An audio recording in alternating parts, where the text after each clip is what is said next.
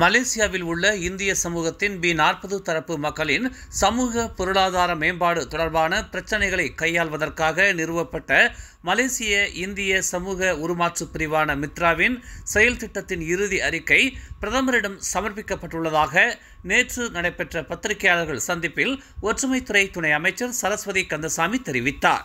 மலேசிய இந்திய சமூக பொருளாதார மேம்பாட்டு திட்டத்தின் கீழ் மித்ராவிற்கு ஆண்டுதோறும் 100 மில்லியன் வெள்ளி வழங்கப்படுகிறது. இனம் மதத்தை கடந்து நாட்டு மக்களின் மேம்பாடு பாரபட்சமின்றி அமைய வேண்டும் என்ற நோக்கில் இவ்வாண்டு துவக்கத்தில் மித்ரா மீண்டும் தேசிய ஒற்றுமைத்துறை அமைச்சகத்தின் கீழ் வைக்கப்பட்டது. இந்த மாற்றத்தை தொடர்ந்து மலேசியாவில் உள்ள இந்திய சமூகத்தின் சமூக பொருளாதார நிலையை மேம்படுத்த உதவும் வகையில் மித்ராவின் இலக்குகள் மற்றும் திசையை சீரமைக்கும் நோக்கத்துடன் மித்ராவிற்கான செயல் திட்டம் ஒன்றை உருவாக்கும் பணியை ஒற்றுமைத்துறை அமைச்சு மேற்கொண்டதாக துணை அமைச்சர் சரஸ்வதி கந்தசாமி விளக்கினார்.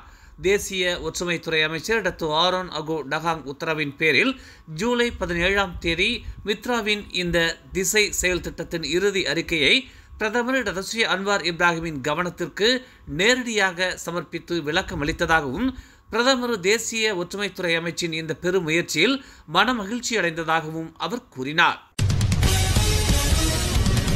ஹமாஸ் அரசியலமைப்பின் தலைவர் இஸ்மாயில் ஹனியே படுகொலை செய்யப்பட்டதற்கு பிரதமர் டாக்டர் அன்வார் இப்ராஹிம் கடும் கண்டனம் தெரிவித்துள்ளார். நேற்று அதிகாலை நிகழ்ந்த இந்த படுகொலையானது காசாவில் அமைதியை நிலைநாட்டுவதற்கு மேற்கொள்ளப்பட்டு வரும் முயற்சிகளை நாசப்படுத்தும் செயல் என்று அவர் தெரிவித்துள்ளார். 40,000க்கும் மேற்பட்ட உயிர்களை பலி கொடுத்த காசாவில் படுகொலைகளை முடிவுக்கு கொண்டு வரும் நோக்கில் நடந்து கொண்டிருக்கும் பேச்சுவார்த்தைகளை தடம் புரள செய்யும் மிகவும் கொடூரமான கொலை இது என்று அன்வார் தெரிவித்துள்ளார். முன்னாள் பிரதமர் நஜீப் ரசாக் மீதான 2,70,00,000 வெள்ளி சம்பந்தப்பட்ட SRC இன்டர்நேஷனல் கள்ள பண பரிமாற்ற வழக்கை அடுத்த ஆண்டு ஏப்ரல் 21ஆம் தேதிக்கு உயர்நீதிமன்றம் நேற்று ஒத்திவைத்தது. நஜீப்பின் இதர வழக்குகள் மீது தற்காப்பு தரப்பினர் தங்களின் முழு கவனத்தை செலுத்திக் கொண்டிருப்பதால் கள்ள பண பரிமாற்ற வழக்கை தள்ளி வைக்கும்படி அவரின் வழக்கறிஞர் சஃபி அப்துல்லா கேட்டுக் கொண்டுள்ளார். ஜொகூர் மாநிலத்தின் மக்கோத்தா சட்டமன்ற உறுப்பினர் ஷரீஃபா அசீசா சைட் ஜைனின் உடல்நிலை கவலை அளிக்கும் விதத்தில் உள்ளதாக தெரிவிக்கப்பட்டுள்ளது. உடலுக்குள் ஏற்பட்ட இரத்த கசிவுக்காக அவருக்கு சிகிச்சை அளிக்கப்பட்டு வருகிறது.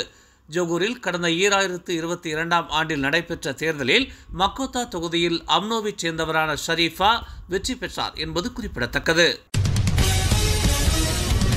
கேரள மாநிலம் வயநாட்டில் பெய்த அதிக கனமழையால் ஏற்பட்ட நிலச்சரிவில் சிக்கி 200க்கும் மேற்பட்டோர் உயிரிழந்துள்ளனர்.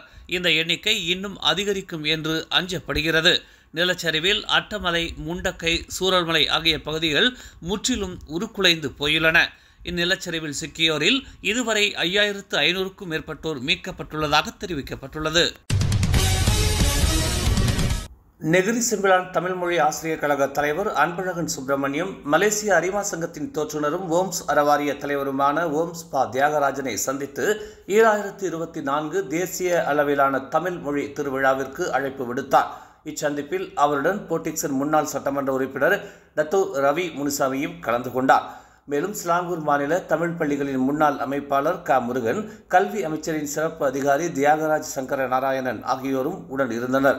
வரும் ஆகஸ்ட் 6ஆம் தேதி முதல் ஆகஸ்ட் 8ஆம் தேதி வரை நெகிரி செம்பிலானில் உள்ள சர்வதேச பல்கலைக்கழகத்தில் நடைபெறும் இவ்விழாவில் 10 போட்டி நிகழ்வுகள் ஏற்பாடு செய்யப்பட்டுள்ளதாகவும் மாநிலம் முழுவதிலும் இருந்து மொத்தம் 450 மாணவர்கள் கலந்து கொள்வார்கள் என்றும் அன்பழகன் சுப்பிரமணியம் தெரிவித்தார். மேலும் செய்திகளை தெரிந்து கொள்ள தமிழ் மலர் நாளிதழை பாருங்கள். எங்களோடு இணைந்திருக்க மலர் டிவியை பதிவு செய்து கொள்ளுங்கள். உறவுகள் மகிழ்ந்திட விருப்பம் மற்றும் பகிர்வு சேவையை சொடுக்கிடுங்கள்.